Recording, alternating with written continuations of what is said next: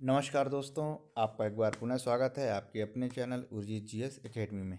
दोस्तों, आज हम जिस टॉपिक पे बात करने वाले हैं वो काफ़ी महत्वपूर्ण है और उसको जो है उससे संबंधित जो है प्रश्न चाहे पॉलिटी हो या इकोनॉमिक्स हो या ये कहें कि थोड़ा-सा भूगोल यानी जो ज्योग्राफी हो, इन सभी को जो है उसी से कोरिलेट करके जो है क्वेश्चन पूछे जा रहे हैं। जी हाँ दोस्तों, आज हम पढ़ेंगे करंट अफेयर्स के बारे में। दोस्तों, आजकल जो करंट अफेयर्स है वो इतना इम्पोर्टेंट हो गया है कि ज़्यादा से ज़्यादा जो क्वेश्चन एग्ज़ाम्स में आ रहे हैं वो करंट अफेयर्स के ही माध्यम से आ रहे हैं। ठीक है? तो इसलिए जो है ये इसकी इम्पोर्टेंस जो है ज़्यादा है। चलिए दोस्तों, हम देखते हैं कौन-कौन से इम्पोर्टेंट क्वेश्चंस हैं और जो है हम इसके तहत जो है मध्य प्रदेश स्तर पे, साथ ही साथ भारत और अंतर्राष्ट्रीय स्तर पे भी जो है हम इसमें क्वेश्चन देखेंगे। दोस्तों, क्योंकि मध्य प्रदेश का एग्ज़ाम है, इसलिए इसमें मध्य प्रदेश के क्वेश्चन को भी मतलब शामिल किया गया है और काफ़ी जो है वो इम्पोर्टेंट है। चलिए दोस्तों, तो हम शुरू कर लेते हैं। दोस्तों, वीडियो शुरू करने से पहले अभी तक जिन्होंने चैनल सब्सक्राइब नहीं किया है या पहली बार इसमें जुड़े हुए हैं, तो जल्द से जल्द चैनल सब्सक्राइब करें, साथ ही साथ बेल आइकन को जरूर प्रेस करें जिससे मेरे द्वारा बनाया जा रहा है वीडियो का अपडेशन आपके पास तुरंत पहुंचे। साथ ही साथ दोस्तों, वीडियो को ज़्यादा से ज़्यादा शेयर करें जिससे जो है इसका ज़्यादा से ज़्यादा लोग इसका लाभ उठा सकें। तो चलिए दोस्तों, हम शुरू कर लेते हैं। सबसे पहला क्वेश्चन है कि धार जिले में जो हाल ही में चर्चा में रहा कि एक डैम है, बरसात के टाइम पे यानी सितंबर अगस्त सितंबर के समय पे जो है काफ़ी चर्चा में रहा। उस डैम का नाम है कारम डैम। ठीक है, कारम डैम। ये दोस्तों काफ़ी चर्चा में रहा। चर्चा में इसलिए रहा क्योंकि ये डैम जो है मिट्टी से बना था और ये डैम बह गया, यानी इतना पानी इसमें बह गया और उसको भर गया, सॉरी, भर गया और उसमें उसको इस तरह से बनाया नहीं गया था या जो भी इसमें फॉल्ट हुए जिसकी वजह से जो है पानी का दबाव बढ़ता गया और ये डैम जो है बह गया। तो ये जो है काफ़ी चर्चा में रहा, तो इसलिए जो है इम्पोर्टेंट है। सबसे पहली बात, ये कारम नदी पे बना हुआ है, धार जिले में है और उसका नाम है कारम डैम। ठीक है, तो ये इम्पोर्टेंट है। दोस्तों, करंट अफेयर्स की इसलिए भी इम्पोर्टेंस रहती है क्योंकि जो है उसका बहुत इम्पेक्ट पड़ता है और वो चीज़ जो है बहुत दिनों तक समाज में या देश दुनिया में छाई रहती है। तो इसलिए जो है इस टाइप के प्रश्न जो है ज़्यादा पूछे जा रहे हैं। ठीक है, और साथ ही साथ दोस्तों एक चीज़ और, हम कितना भी पढ़ते हैं लेकिन एग्ज़ाम हॉल में क्यों गलत हो जाते हैं क्वेश्चन। बहुत सारे क्वेश्चन ऐसे होते हैं जो हमें पता होते हैं कि हाँ ये प्रश्न हमने पढ़ा है, इसके बावजूद भी जो है वो आंसर क्यों गलत हो रहे हैं। उसके पीछे बेसिकली रीज़न ये है कि उस चीज़ को जो है हम उस केवल हम एक ही चीज़ पढ़ के रखते हैं। ठीक है, जैसे अभी मैंने बताया आपको कि कारम डैम बह गया। अगर मैं आपको केवल इतना बताता कि कारम डैम जो है बह गया, पर अगर मैं आपको ये नहीं बताता कि किस नदी पे बना है या किस ज़िले में है, ठीक है, तो वो चीज़ें जो है प्रॉब्लम कर मतलब वो चीज़ें जो है बनती नहीं है। अगर हमने केवल कारम डैम पढ़ा है, अगर ये पूछ लिया किस ज़िले में है, तो हम नहीं बता पाते। तो इसीलिए जो है जिस टॉपिक पे भी आप अगर पढ़ रहे हैं उसको कंप्लीटली पढ़िए, पूरी तरह से पढ़िए, जिससे कि जो है उसमें छूटने की या ना बनने की कोई गुंजाइश ना रह जाए। ठीक है दोस्तों, तो मैं करंट अफेयर्स सारी चीज़ें मैं लेके ही आ रहा हूँ, साथ ही साथ करंट अफेयर्स भी जो है नियमित तौर पे जो है लेके आ रहा हूँ। अब आप देखेंगे इसमें कि बहुत ही महत्वपूर्ण करंट अफेयर्स है। ठीक है, चलिए दोस्तों, हम देख रहे थे, पहला क्वेश्चन है कि धार जिले में बना हुआ है कारम नदी पर कारम डैम जो है बह गया। ठीक है, अब सेकंड क्वेश्चन है कि मध्य प्रदेश ने पहली बार रणजी ट्रॉफी जीती। ठीक है, ठीक है, मध्य प्रदेश ने पहली बार जो है रणजी ट्रॉफी जीती और उसने किसको हराया? मुंबई को हराया। दोस्तों, रणजी ट्रॉफी से संबंधित जो है स्पेशल वीडियो जो है उर्जित जीएस एकेडमी में अपलोड है, आप उसमें पूरा हिस्ट्री सहित जो है वहाँ पर देख सकते हैं। चलिए अगला क्वेश्चन देखते हैं। अगला क्वेश्चन है कि देश में पहली बार मध्य प्रदेश में होगी मेडिकल की पढ़ाई हिंदी में। ठीक है, ये चर्चा का विषय भी रहा और क्योंकि बड़े स्तर पे जो है इसको ये पेपर में, साथ में राजनीतिक स्तर पे और कुछ दिनों तक ये छाया रहा। ठीक है, देश में पहली बार यानी भारत देश में पहली बार मध्य प्रदेश में मेडिकल की जो पढ़ाई होगी वो हिंदी में पढ़ाई होगी। ठीक है, तो ये इम्पोर्टेंट है, इसको ध्यान रखिएगा। इसके बाद जो है नेक्स्ट क्वेश्चन है कि देश की सबसे चौड़ी 6 लेन टनल रीवा और सीधी में जो है जोड़ेगी। ये इंपॉर्टेंट है, देश की सबसे चौड़ी टनल जो है रीवा और सीधी जोड़ेगी। ठीक है, यह प्रदेश की भी सबसे लंबी टनल है। अब क्योंकि हम मध्य प्रदेश स्तर पर देख रहे हैं, मध्य प्रदेश के पीसीएस या जो भी सहायक ग्रेड 2 या 4 और पटवारी आए हैं, तो उस एग्ज़ाम की दृष्टि से जो है ये इम्पोर्टेंट है। ठीक है, ये पूछी जा सकती है देश की सबसे, और क्योंकि उसका हाल ही में जो है दिसंबर माह में जो है उसका उद्घाटन हुआ है, तो इस दृष्टि से जो है और भी महत्वपूर्ण है। ठीक है, तो देश की सबसे चौड़ी जो 6 लेन टनल है रीवा और सीधी को जोड़ेगी। किसको जोड़ेगी? रीवा और सीधी को जोड़ेगी। अब इसमें जो है ये सबसे लंबी टनल है, प्रदेश की भी सबसे लंबी टनल है। इसकी शुरुआत 11 दिसंबर को हुई। इस सुरंग की कुल लंबाई जो है 2280 मीटर है। कितनी है? 2280 मीटर है। ठीक, ये सुरंग नेशनल हाईवे 75 से मोहनिया घाटी पे जो है बनाई गई है। अब देखिए, इसमें अगर इससे संबंधित अगर कोई क्वेश्चन पूछा जाता है तो छूटने की कोई गुंजाइश नहीं है। देश की सबसे चौड़ी 6 लेन टनल रीवा और सीधी में बनी, पहला क्वेश्चन। ठीक है, देश की है। दूसरा है, प्रदेश की भी सबसे लंबी टनल है, दूसरा क्वेश्चन। इसकी उद्घाटन कब किया गया? 11 दिसंबर को जो है इसकी शुरुआत की गई। कितने मीटर है? 2280 मीटर है। अब किस नेशनल हाईवे से जो है ये बनी हुई है? वो है नेशनल हाईवे यानी NH 75, जो मोहनिया घाटी पे जो है बनाई गई है। अब बताइए, इसमें से कहीं छूटने की जो है कोई गुंजाइश नहीं है। तो इसलिए जो है हमको किसी भी चीज़ को अगर हम पढ़ रहे हैं तो उसके संबंधित सारी चीज़ें, सारे फैक्ट्स जो है हमें पता होना चाहिए, जिससे कि अगर कोई को फैक्ट उससे रिलेटेड पूछा जा सके, हम आसानी से बता पाएँ। ठीक है, तो इसलिए जो है करंट अफेयर्स को इस तरह से अगर आप पढ़ेंगे तो जो छूटने की कोई गुंजाइश नहीं होगी। ठीक है, मैं आपको एक बार और इसको रिपीट कर दूं कि देश की सबसे चौड़ी 6 लेन टनल रीवा और सिंगरौली, सॉरी, सीधी के बीच में बनी है। ठीक है, प्रदेश की भी सबसे लंबी जो है टनल है। शुरुआत 11 दिसंबर को हुई है। 2280 मीटर इसकी जो है लंबाई है, 2280 मीटर। ठीक है, यह सुरंग नेशनल हाईवे 75 मोहनिया घाटी पे जो है बनाई गई है। ठीक, चलिए नंबर 5th क्वेश्चन है, मध्य प्रदेश पुलिस, ये इंपॉर्टेंट है। ठीक है, मध्य प्रदेश पुलिस के ई विवेचना ऐप, कौन सा विवेचना है? ई विवेचना ऐप, डिजिटल इंडिया अवार्ड 2022 से प्रथम पुरस्कार दिया गया है, यह मिला है। दोस्तों, ये क्वेश्चन सबसे इंपॉर्टेंट है, ये क्वेश्चन जरूर पूछा जाएगा। ठीक है, बिल्कुल पूछा जाएगा कि ये पूरे इंडिया स्तर पे मिला है इसको, ना कि मध्य प्रदेश स्तर पे नहीं, पूरे इंडिया स्तर पे। यानी जो मध्य प्रदेश के जो पुलिस ऐप है उसका नाम है ई विवेचना ऐप। ठीक है, ई विवेचना ऐप डिजिटल इंडिया अवार्ड 2022 से प्रथम पुरस्कार मिला है। ठीक है, डिजिटल इंडिया अवार्ड में 2022 में इसको पहला पुरस्कार मिल गया। ई विवेचना ऐप पूछा जा सकता है कि ई विवेचना ऐप निम्नलिखित में से किसका है? पुलिस से संबंधित है। ठीक है, क्योंकि ये जो विवेचना होती है ना, विवेचना, ठीक है, पुलिस में एक विवेचना होती है, तो ये उसी से संबंधित जो है ऐप बनाया गया था और डिजिटल इंडिया अवार्ड के तहत इसको पहला पुरस्कार मिला। नेक्स्ट है, पन्ना टाइगर रिजर्व में बाघ को फांसी देकर शिकारियों ने मार डाला, ये ऐसी पहली घटना है। ये काफ़ी इंपॉर्टेंट है। ठीक है, अभी तक जो है अक्सर अब हम देखते थे कि बाघ को जो है मार दिया गया है या करंट के द्वारा, लेकिन पहली बार फांसी दे के मारा गया, वो भी नेशनल पन्ना टाइगर रिजर्व में। ठीक है, ये मतलब ये काफ़ी दुखद है। जानवरों के साथ भी जो है हम इस तरह से व्यवहार नहीं कर सकते। ठीक है, और वैसे भी जो है अधिनियम बनाया गया है 1972 का। ठीक है, 1972 का बनाया गया है नियम। तो उस नियम के तहत जो है, ये तो खैर है नियम के तहत, तो ये गलत है ही। साथ में जो है अगर जानवरों के साथ भी इस तरह से अगर व्यवहार किया जाता है, वो भी जो है काफ़ी निंदनीय है। तो जो 6 है, तो इसमें पूछा जा सकता है किस टाइगर, मध्य प्रदेश से किस राष्ट्रीय उद्यान या टाइगर रिजर्व में बाघ को फांसी देकर शिकारियों ने मारा? तो वह पन्ना टाइगर रिजर्व, ध्यान रखिएगा। ठीक है, चलिए नेक्स्ट है 7th नंबर का, अटल बिहारी वाजपेयी के जन्म दिवस को मध्य प्रदेश किस दिवस में मनाता है? वो मनाता है गौरव दिवस के रूप में। किसके रूप में? गौरव दिवस के रूप में। ठीक है, नेक्स्ट क्वेश्चन है कि नेक्स्ट क्वेश्चन, मध्य प्रदेश विज्ञान प्रौद्योगिकी एवं नवाचार नीति 2022 का उद्घाटन या लागू किया गया 26 दिसंबर 2022 से किया गया। ठीक है, मध्य प्रदेश विज्ञान प्रौद्योगिकी एवं नवाचार नीति 2022 जो है 26 दिसंबर 2022 से जो है लागू किया गया। इसे जो है ध्यान में रखिएगा। नेक्स्ट क्वेश्चन है नेक्स्ट क्वेश्चन है 10th नंबर का, नहीं सॉरी 9th नंबर का क्वेश्चन, इंपॉर्टेंट है।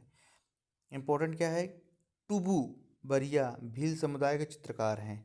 दोस्तों, पिछली बार अगर आप देखेंगे जो 2021 का जो पेपर है MPPCS का, उसमें आप देखेंगे कि दो जन ऐसे व्यक्तियों के बारे में पूछा गया था। ठीक है, तो इस बार जो है इस टाइप के प्रश्न जो है पूछे जा रहे हैं। तो टुबू पूछा जा सकता है कि निम्नलिखित टुबू बरिया क्या हैं? तो दोस्तों, भील समुदाय के चित्रकार हैं ये। ठीक है, भील समुदाय के चित्रकार हैं। तो ऐसे व्यक्ति जो अगर देखा जाए तो समसामयिकी के तहत बहुत इम्पोर्टेंट है, या वर्तमान में वो लाइट में हैं, प्रकाश में हैं, तो उनको जो है वो ऐसे व्यक्तित्व को भी जो है हमें याद रखना है, ठीक है, जिससे कि हमें प्रश्न अगर इस टाइप के आए तो आसानी से जो है हम कर पाएँ। तो क्या है ये? टुबुबरिया भील समुदाय के चित्रकार हैं, इस चीज़ को हमेशा ध्यान रखिएगा। इसके बाद 2022 में ट्विटर को एलन मास्क ने खरीदा। ये सोशल मीडिया का ही काफ़ी महत्वपूर्ण क्वेश्चन है, क्योंकि इससे जो है काफ़ी ये बहुत ही चर्चा में रहा, और इस पे जो है इन्होंने बहुत सारी चीज़ें जो है की, ठीक है, इसलिए जो है ये काफ़ी चर्चा में रहा। तो एलन मास्क जो है ट्विटर को उन्होंने 2022 में खरीदा। नेक्स्ट क्वेश्चन है, भारत विश्व की 5वीं सबसे बड़ी अर्थव्यवस्था है, ठीक है। अर्थव्यवस्था जगत का इस काफ़ी इंपॉर्टेंट क्वेश्चन है। ये अपने आप में जो है गौरव का विषय है कि विश्व स्तर पे जो है भारत 5वीं सबसे बड़ी अर्थव्यवस्था है, ठीक है। अभी हाल ही में जो है अगर हम बात करें कि एक दो दिन पहले जो है ब्रिटेन की संसद है, उनके एक वहाँ के सांसद ने जो है कहा कि भारत जिस तरह से आगे बढ़ रहा है इकोनॉमिक्स में, तो भारत के साथ चलना ही बहुत मतलब ब्रिटिश के लिए ज़रूरी है, ठीक है, उसके विकास के लिए ज़रूरी। तो सोचिए अब कितनी इंपॉर्टेंट चीज़ है ये कि विश्व स्तर पर 5वीं सबसे बड़ी अर्थव्यवस्था है, ठीक है। 5वीं सबसे बड़ी अर्थव्यवस्था कौन सी है? वो है भारत। नेक्स्ट है, आरबीआई ने भारत में 1 दिसंबर को डिजिटल रुपया लॉन्च किया, ठीक है, आरबीआई ने डिजिटल जो है रुपया लॉन्च किया। नेक्स्ट क्वेश्चन है गीतांजलि श्री, इस पर हम बात कर चुके हैं, फिर भी एक बार और देखते हैं। गीतांजलि श्री को मिला पहला बुकर पुरस्कार। रे समाधि या टॉम ऑफ सैंड नाम से जो है उनकी पुस्तिका थी जो उन्होंने लिखी है, उस पर जो है पहला बुकर पुरस्कार मिला है। लेखिका है गीतांजलि श्री, ठीक है।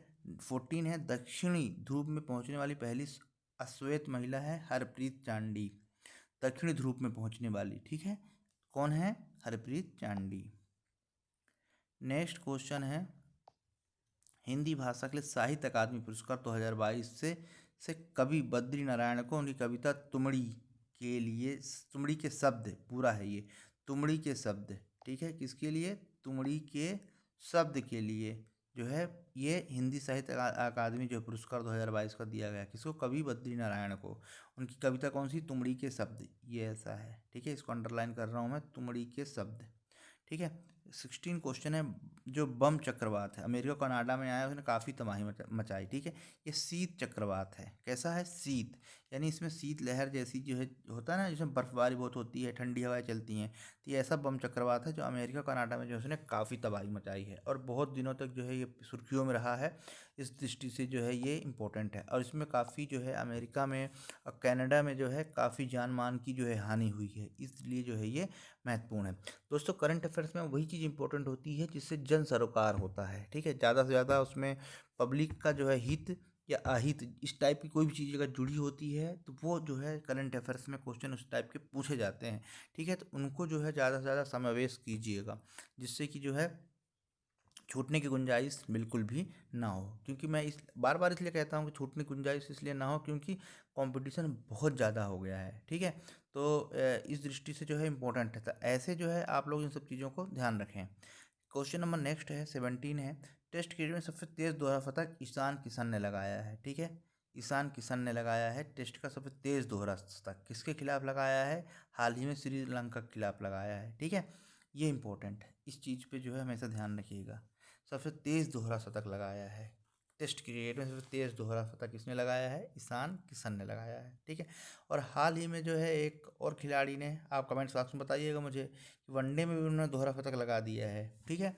तो भारत की तरफ से कितने लोगों ने अभी तक दोहरा शतक लगाया? अगर हम इसकी बात करें, सबसे पहले लगाया था सचिन तेंदुलकर ने, ठीक है, इसके बाद लगाया था वीरेंद्र सहवाग ने, इसके बाद लगाया था रोहित शर्मा ने, ठीक है। अब एक खिलाड़ी और ने लगाया है जिसको आपको बताना है कमेंट्स बॉक्स में वो खिलाड़ी का नाम क्या है, ठीक है।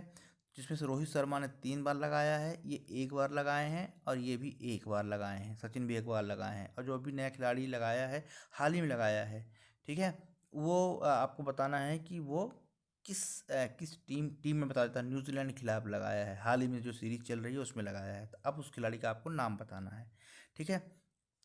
चलिए हम आगे देख लेते हैं। आप कमेंट्स बॉक्स में ज़रूर बताइएगा, क्योंकि कमेंट्स बॉक्स के माध्यम से ही जो है मैं आपसे कम्युनिकेट कर सकता हूँ। अगर आप किसी चीज़ में डाउट है, आप लोग जो है वीडियो देखते हैं पर आप कमेंट्स नहीं करते या आपको समझ में नहीं आ रहा है, तो आप ज़रूर मुझे जो है जो बताएं, और वीडियो को ज़रूर लाइक करें दोस्तों। ठीक है, जो 80 नंबर क्वेश्चन है, कॉमनवेल्थ गेम में भारतीय महिला को सिल्वर मेडल मिला। ठीक है, कॉमनवेल्थ गेम में महिला को सिल्वर मेडल मिला, ये क्वेश्चन शायद अधूरा है। ठीक है, इसको आप डिस्कार्ड कर दीजिए 80 नंबर को। 19 देख लेते हैं। G20 की जो थीम थी, G20 की जो थीम है वो है one earth one family one future या भविष्य। ठीक है दोस्तों, आप अगर पेपर देख रहे होंगे कि जनवरी जनवरी 8 तारीख से लेके 12 तारीख तक आप देख रहे होंगे कि ये जो है ना हमेशा पेपर में आ रहा है। ठीक है, उसको अच्छी तरह से देखिए। कभी कभी जो पेपर में एडवर्टाइजमेंट होता है, सरकार की जो एडवर्टाइजमेंट होती है, उसको ज़रूर देखा कीजिए, क्योंकि उसमें क्या होता है, बहुत सारी योजनाओं संबंधित होता है। जो इंदौर में अभी जो सबमिट हुई G20 की जो है, जो डेलीगेट्स आए थे और जो प्रवासी भारतीय दिवस का जो है वो बनाया गया। ठीक है, तो उसमें जो है हर बार G20 की उसमें जो थीम है वो लिखी थी। ठीक है, अगर आपने गौर से देखा होगा तो वन अर्थ वन फैमिली और वन फ्यूचर ये थीम है G20 की, क्योंकि G20 की मेजबानी या अध्यक्षता भारत कर रहा है 2023 की। ठीक है, ध्यान रखिएगा, इंपॉर्टेंट है, हर एक चीज़ इंपॉर्टेंट है इसकी, क्योंकि ये प्रश्न आएगा, क्योंकि ये केवल ना कि केवल भारत की बात बल्कि पूरी विश्व की बात है। और विश्व को जो है, विश्व का जो संगठन है G20, भारत उसका जो है प्रतिनिधित्व कर रहा है। ठीक है, अगर G20 संबंधित अगर आपको उसका इतिहास सही जानना चाहते हैं तो उर्जित जीएस अकेडमी में G20 से संबंधित स्पेशल वीडियो अपलोड है, आप वहाँ से सारी चीज़ें जान सकते हैं। ठीक है, तो इसकी थीम जो है one earth one family and one future है। क्रम ध्यान रखिएगा, इसको अगर एक्सचेंज कर दिए और आपसे नहीं बना, मतलब अगर आप इसको ध्यान से नहीं देखा, अगर मिस हो गया, तो ये सारी चीज़ें जो है आपको प्रॉब्लम आ सकती है। ठीक है, तो इसको आपको जो है इसका क्रम भी याद करना है, मतलब ध्यान रखना है। दोस्तों, एग्ज़ाम में क्या होता है कि वो ऐसे क्वेश्चन जो टफ थे और आपसे नहीं बने थे, समझ लीजिए किसी से भी नहीं बनेगा। कुछ लोग होंगे जिससे बन सकता है, जिसको तुक्का लग गया तो उससे ठीक है, लेकिन वो क्वेश्चन जो सबसे बने और आपसे नहीं बने, इसका मतलब सिंपल सा है कि आप कंपटीशन से जो है बाहर हो रहे हैं। तो ऐसे क्वेश्चन को बिल्कुल भी मिस नहीं होना चाहिए, जो सबसे बन रहे हैं और हमसे नहीं बने। बाकी जो टफ तो थे उस किसी से भी नहीं बने, या बहुत कम लोगों से बने, यानी 1-2 लोगों से बने, या 1-2% लोगों से बने। ठीक है, लेकिन जो सिंपल क्वेश्चन होते हैं वो मैक्सिमम 90% लोगों से बन जाते हैं। ठीक है, तो इस चीज़ में जो है गौर कीजिएगा। तो इसकी जो है थी एक इस one earth one family and one future. ठीक है, इसका क्रम यही है। भोपाल इंटेलेक्चुअल कैपिटल बनेगी और इंदौर कॉमर्शियल कैपिटल बनेगी। ठीक है, ये ऐसी जो है चर्चा है, घोषणा भी हो चुकी है लगभग। तो इस चीज़ में जो है आप ध्यान रखिएगा, भोपाल इंटेलेक्चुअल कैपिटल और इंदौर जो है कॉमर्शियल कैपिटल जो है बनेगी। नेक्स्ट क्वेश्चन है कि 21 क्वेश्चन है, लक्षद्वीप के जो एनसीपी के जो सांसद थे, एनसीपी के सांसद थे मोहम्मद फैज़ल, इनको लोकसभा से आते हैं, यानी लोकसभा द्वारा चुने गए हैं। इनकी सदस्यता को अयोग्य घोषित कर दिया गया है। इसके पीछे कारण क्या है कि 10 साल को इनकी सजा जेल हो गई है। पहले जो है एक नियम बनाया गया कि जिसको 2 साल से ज़्यादा सज़ा होगी या 2 साल की सज़ा होगी, उसको जो है जो भी किसी भी पार्लियामेंट या चाहे लोकसभा या राज्यसभा का मेंबर होगा, उसको क्या हो जाएगा, उसको हटा दिया जाएगा, मतलब उसका जो चुनाव है, सदस्यता है, अयोग्य घोषित कर दी जाएगी। ठीक है, अब देखिए दोस्तों, इस टाइप के प्रश्न किसके हैं, पॉलिटी के हैं प्रश्न, लेकिन ये करंट अफेयर्स में आ रहे हैं। तो इसलिए जो है आजकल ऐसी परिपाटी बन गई है कि जो पॉलिटी है या जो ज्योग्राफी है, करंट अफेयर्स तो है ही है, या इकोनॉमिक है। ठीक है, तो इनके प्रश्न जो है वहाँ से उठा के करंट अफेयर्स के माध्यम से पूछे जा रहे हैं। इसलिए जो है करंट अफेयर्स की जो इम्पोर्टेंस है वो बहुत ज़्यादा बढ़ गई है। ठीक है, किसी छोटे एग्जाम में भी आजकल यही हो रहा है, तो इस चीज़ को जो है आप ध्यान रखिएगा। ठीक है, तो एक बार रिपीट करता हूँ मैं, एनसीपी के किसके, एनसीपी के सांसद हैं मोहम्मद फैज़ल, कहाँ, लक्षद्वीप के में हैं। जो लोकसभा के सदस्य हैं उनको, उनकी सदस्यता जो है अयोग्य घोषित कर दी गई है। रीज़न, उनको 10 साल की सज़ा हो गई है। चलिए हम अगला क्वेश्चन देखते हैं, काफ़ी इंपॉर्टेंट है, इंपॉर्टेंट नहीं बहुत महत्वपूर्ण है। ठीक है, 22, उत्कर्ष 2.0 क्या है, उस उत्कर्ष 2.0, यह भारतीय रिजर्व बैंक ने 2023 से 25 के लिए आर्टिफिशियल इंटेलिजेंस यानी एआई और मशीन लर्निंग का आधारित प्लेटफॉर्म है। यह डिजिटल भुगतान के क्षेत्र में भारत की उपलब्धियों को प्रदर्शित करने, द्विपक्षीय और बहुपक्षीय व्यापार में भारतीय रुपया स्वीकृति की दिशा में एक अवसर है। ठीक है, यानी आरबीआई से संबंधित है ये उत्कृष्ट 2.0। उत्कर्ष 2.0, ठीक है, उत्कर्ष। यह भारतीय रिजर्व बैंक ने 2023 से 25 के लिए जो है आर्टिफिशियल इंटेलिजेंस अर्थात एआई और मशीन लर्निंग पर आधारित प्लेटफॉर्म है, ठीक है। यह डिजिटल भुगतान के क्षेत्र में भारत की उपलब्धियों को प्रदर्शित करने और द्विपक्षीय और बहुपक्षीय व्यापार में भारतीय रुपया, ठीक है, यानी कहने का मतलब ये है कि जो एक तो डिजिटल भुगतान को जो है बढ़ावा देना है, साथ साथ जो दूसरे देशों से जो है व्यापार में भारतीय रुपया के माध्यम से व्यापार हो, ये उससे संबंधित है, ठीक है, उत्कर्ष 2.0। चलिए नेक्स्ट है डेक्सा। ये इम्पोर्टेंट क्यों है? इस टाइप के आजकल शब्दावली भी आने लगी है ना, तो हमको इस टाइप की जो है शब्दावली भी ध्यान रखना है। डेक्सा क्या है? डेक्सा एक प्रकार का टेस्ट है ना, जैसे डोप टेस्ट होते थे, उसी प्रकार जो है ये खिलाड़ियों की बीसीसीआई ने बेसिकली जो है क्रिकेट के लिए है, बीसीसीआई ने खिलाड़ियों के डेक्सा टेस्ट को अनिवार्य कर दिया है, जिससे उनकी जो है हड्डियाँ, उनकी जो है मसल्स हैं कितनी उसमें कितनी थकान, ये सब मतलब कुल मिलाकर उनके टेस्ट से संबंधित है। किसी भी खिलाड़ी के लिए जो है क्रिकेट के उनके टेस्ट से संबंधित है, ठीक है, ये डेक्सा है, ठीक। डेक्सा टेस्ट को डेक्सा स्कैन भी कहा जाता है। इसका पूरा नाम है ड्यूल एनर्जी एक्सरे एब्जॉर्प्टियोमेट्री, ठीक है, इसका जो है फुल फॉर्म है, तो आपको फुल फॉर्म भी याद करिएगा, ड्यूल एनर्जी एक्सरे एब्जॉर्प्टियोमेट्री, ठीक है, तो ये ध्यान रखिएगा। 24 है, भारत और अफ्रीका के बीच जो है एक युद्धाभ्यास हो रहा है। तो अफ्रीका महाद्वीप, ना कि केवल एक अफ्रीका कंट्री नहीं है, अफ्रीका महाद्वीप में 24 कंट्रीज़ हैं, ठीक है, जिसमें से उनके 40 देश जो है भारत के साथ युद्धाभ्यास कर रहे हैं। उसका नाम है अफ्रीडेक्स है, नाम है, ठीक है। तो प्रश्न पूछा जा सकता है कि अफ्रीडेक्स क्या है? तो भारत और अफ्रीका महाद्वीप जिसके 40 देश मिलके जो है क्या कर रहे हैं, युद्धाभ्यास कर रहे हैं, जिसका नाम है अफ्रीडेक्स।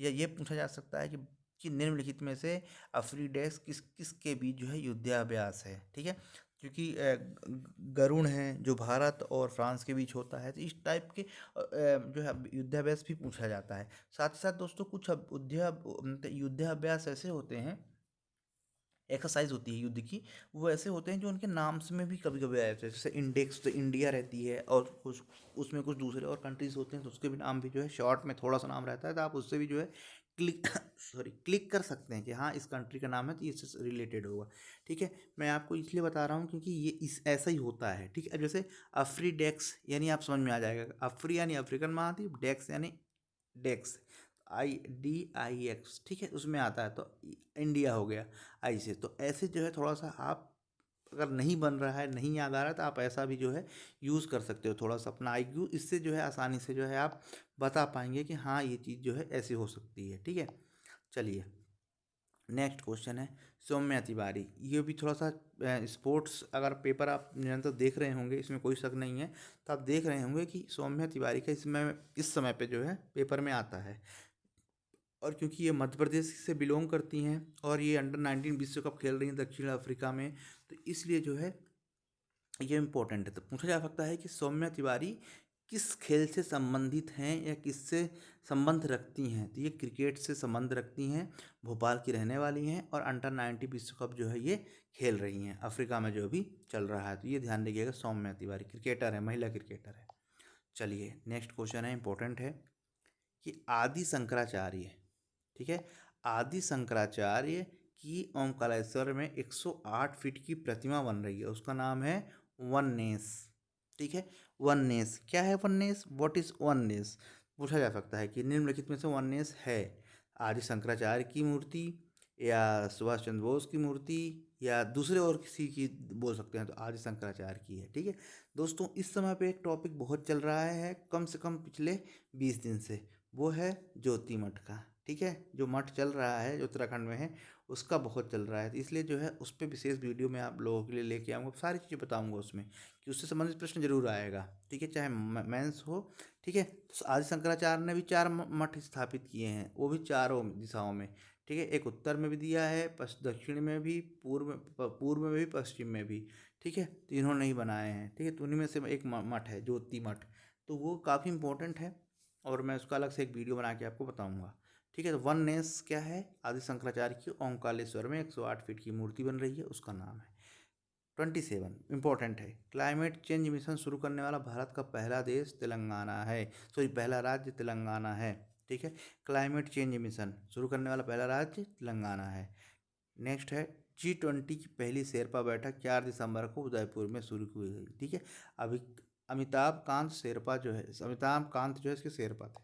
ठीक, चलिए नेक्स्ट क्वेश्चन है, जो G20 पर आधारित विशेष थिंक, ठीक है 20 अर्थात T20 कार्यक्रम की यह बैठक भोपाल में 16-17 जनवरी को 2023 को शुरू हुई। ठीक है, भोपाल में हुई। तो T20 आ जाए ना, तो ध्यान रखिएगा T20 क्या है, ना कि मैच नहीं है। यहाँ पे T20 है, G20 पर आधारित विशेष थिंक यानी स्पेशल थिंक। ठीक है, तो टी इसका 20 नाम दे दिया गया है। ठीक है, तो ये जो है भोपाल में बैठक हुई। नंबर 30 है, खेलो इंडिया यूथ गेम के शुभांकर के रूप में चीता और मोगली को जो है बनाया गया। चीता जो श्योपुर में है, ठीक है, कहाँ से लाया गया, नामीबिया से लाया गया। नामीबिया कहाँ है, दक्षिण अमेरिका, सॉरी अफ्रीकन कंट्री जो है उसी का एक देश है। ठीक है, अफ्रीकन कंट्री में जो है अफ्रीका महाद्वीप में 54 कंट्रीज हैं, जो कि अभी हमने पढ़ा 40 कंट्री जो है अफ्रीकी डेस्क के नाम से एक विद्याभ्यास में आ रही हैं। तो ये जो है ये पूछा जा सकता है, तो इस चीज़ को भी जो है आप ध्यान रखेंगे। इसके बाद नेक्स्ट क्वेश्चन है 17वां प्रवासी भारतीय सम्मेलन इंदौर में शुरू हुआ। 17वां है, ठीक है, तो ये नंबर भी याद होने चाहिए। अब प्रवासी सम्मेलन हम क्यों मनाते हैं, तो दोस्तों ये थोड़ा सा पुरानी हिस्ट्री है कि 1915 में, ठीक है, महात्मा गांधी कहाँ आए थे, लौट कर जो है विदेश से अफ्रीका से इंडिया आए थे। उसी के उपलक्ष्य में जो है हर साल जनवरी को 9 जनवरी को जो है 9 जनवरी को आए थे 2015 में। ठीक है, 2015 नहीं 1915 में आए थे। उन्हीं के उपलक्ष्य में जो है प्रवासी दिवस जो है मनाते हैं हम। ठीक है, यानी महात्मा गांधी अफ्रीका से, दक्षिण अफ्रीका से 9 जनवरी को लौटकर इंडिया आए थे और उन्हीं के उसमें जो है हम प्रवासी भारतीय सम्मेलन जो है मनाते हैं। ठीक है, इसके पीछे रीज़न क्या है, तो दोस्तों ये जो भारतीय विदेशों में जाके बस गए हैं तो उन्हें अपने भारत के बारे में बताना, साथ ही साथ जो है जिससे ज़्यादा से ज़्यादा लोग यहाँ पर्यटन के रूप में आएँ और इसके अलावा जो है बहुत भारत में निवेश करें। ठीक है, यही हमारा मेन मुद्दा होता है। साथ ही साथ जो है भारत के प्रति जो है उनका लगाव भी रहे। तो ये कौन सा नंबर का है दोस्तों, तो ये है 17वां, जो हाल ही में इंदौर में मनाया गया। ठीक है, अब इसमें इम्पोर्टेंट है, इस सम्मेलन का मुख्य अतिथि गुयाना के राष्ट्रपति मोहम्मद इरफान अली हैं। ठीक है, कौन है, इरफान अली हैं। इस सम्मेलन के मुख्य अतिथि, ध्यान रखिएगा, मुख्य अतिथि गुयाना के राष्ट्रपति मोहम्मद इरफान अली हैं। अब विशेष अतिथि के रूप में सूरीनाम के राष्ट्रपति चंद्रिका प्रसाद संतोखी हैं। अब ये भी इम्पोर्टेंट है, देखिए है कि नहीं इम्पोर्टेंट।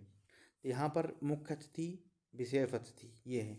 गेस्ट ऑफ ऑनर में ऑस्ट्रेलिया हाउस ऑफ है, ये है ना, पार्लियामेंट की सदस्य जेनिफर मैक्लेहेंस भी जो है इसमें शामिल हुई हैं। ठीक है, तो इस तरह से जो है ये चीज़ें इम्पोर्टेंट है। दोस्तों मेरी पूरी कोशिश है कि आप लोगों के लिए अच्छे से अच्छा करंट अफेयर्स लेके आऊँ, जो कि अगर कहीं से छूटने की जो है कोई गुंजाइश ना हो। ठीक है दोस्तों, अगर जो आप अभी चैनल में जुड़े हैं और जिन्होंने चैनल सब्सक्राइब नहीं किया है वो चैनल सब्सक्राइब कर लें, साथ ही साथ बेल आइकन को जरूर प्रेस करें, जिससे मेरे द्वारा बनाए जा रहे वीडियो का अपडेशन आप लोगों के पास तुरंत पहुँचे। ठीक है, चलिए, तो हाँ हम पढ़ रहे थे यहाँ 32 में। 32 क्या कहता है कि प्रवासी सम्मेलन की थीम क्या थी, तो थीम थी दोस्तों प्रवासी अमृतकाल में भारत की प्रगति के लिए विश्वसनीय भागीदार। ये जो है थीम थी दोस्तों। जैसा कि मैंने पिछले उसमें बताया कि न्यूज़पेपर में कंटिन्यू रोज आ रहा है। ठीक है, कब से, 8 जनवरी से लेके 12 जनवरी तक कंटिन्यू पेपर में जो T20 का जो थीम है और प्रवासी भारतीय सम्मेलन की थीम है वो डेली आ रहा है। ठीक है, तो आप लोग जो है इन सब चीज़ों पर कड़ी नज़र बना के रखें। तो प्रवासी भारतीय सम्मेलन की जो थीम है, प्रवासी अमृतकाल में भारत की प्रगति के लिए विश्वसनीय भागीदार। ठीक, नेक्स्ट है यूथ 20 शिखर सम्मेलन 2023 में होगा, दिल्ली में आयोजित किया जाएगा। भारत पहली बार सम्मेलन की मेजबानी कर रहा है। ठीक है, यहाँ यूथ यानी Y20 आएगा। ठीक है, Y20, वहाँ G20 था। ठीक है, तो इस समय भारत जो है और T20 भी था। तो इन सब में कन्फ्यूज़न नहीं होना। 3 20 हो चुके हैं, G20, T20, Y20। एक U20 भी है जो अभी गुजरात में जो है अर्बन के क्षेत्र में जो वहाँ के लोगों ने इसको, वहाँ के मुख्यमंत्री ने जो लॉन्च किया है, तो U20 भी है। तो इस तरह से 4 चीज़ें हो गई हैं, कन्फ्यूज़न बिल्कुल नहीं होना चाहिए। G20 भारत की सदस्य मतलब अध्यक्षता कर रहा है, ठीक है। T20 जो है विशेष जो है क्या था, जो विशेष थिंग था, T20 वो हो गया। Y20 जो भी हम पढ़ रहे हैं, U20 शिखर सम्मेलन जो है 23 में दिल्ली में होगा। ये भारत पहली बार आयोजित कर रहा है, ठीक है। तो इस तरह से जो है आप इसको याद रखेंगे। नेक्स्ट है 9 जनवरी को प्रवासी भारतीय दिवस मनाया मतलब 9 जनवरी को प्रवासी भारतीय दिवस मनाया जा रहा है। इसका विज़न 2047 नाम दिया गया है, ठीक है। 2047 का जो है नाम दिया गया है विज़न। इस चीज़ को भी ध्यान रखिएगा, इंपॉर्टेंट है। अब 35 की बात करते हैं, 36 की बात कर नहीं 35 की बात करते हैं। भोपाल की पर्वतारोही ज्योति आत्रे, कहाँ की भोपाल की पर्वतारोही, 54 साल की उम्र में दक्षिण अमेरिका की 6,960 मीटर की ऊंचे अंकार गुहा पर तिरंगा फहराया, ठीक है। अमेरिका की जो है कि 6,960 मीटर के ऊंचे अंकार गुहा पर्वत पर जो है तिरंगा फहराया। किसने? ज्योति रात्रे, जो कि 54 वर्ष की थी। और इसमें जो है उन्होंने दक्षिण अमेरिका, ठीक है, में 6,960 मीटर ऊंचे अंकार गुहा पर्वत पे जो है तिरंगा फहराया। अब इसमें 3 क्वेश्चन बनते हैं। पहला कि ज्योति यात्रा किससे संबंधित है, तो पर्वतारोही हैं, भोपाल की रहने वाली हैं। दूसरा कि अंकार गुहा पर्वत किस महाद्वीप में है, तो दक्षिण अमेरिका में है। इसकी चोटी कितनी है? 6,990 है। तो ये 6,960 है। ये चीज़ 3 3 4 4 चीज़ें जो है निकलती हैं। तो आप ऐसे एक ही क्वेश्चन को 3 3 4 तरह से जो है पढ़ेंगे तो जो है क्वेश्चन छूटने की जो है प्रोबेबिलिटी कम होगी। चलिए नेक्स्ट देखते हैं। 36 केरल भारत का पूरी तरह से बैंकिंग डिजिटल वाला राज्य बन गया। कौन सा ऐसा राज्य है? केरल भारत का पूरी तरह से डिजिटल बैंकिंग वाला पहला राज्य बन गया। 37 है, सुप्रीम कोर्ट के जो मुख्य न्यायाधीश हैं 50वें हैं मुख्य न्यायाधीश डिजिटल मतलब चंद्रचूड़ हैं, जस्टिस चंद्रचूड़ को अवार्ड फॉर ग्लोबल लीडरशिप जो है दिया जाएगा, ठीक है। 38 है, हाल ही में 15वें हॉकी वर्ल्ड कप की शुरुआत हुई है, ठीक है। 15वें हॉकी वर्ल्ड कप की शुरुआत हुई है, कहाँ हुई है? उड़ीसा में हुई है, ठीक है। 1975 में हॉकी विश्व कप भारत ने जीता था, उसने पाकिस्तान को हराया था।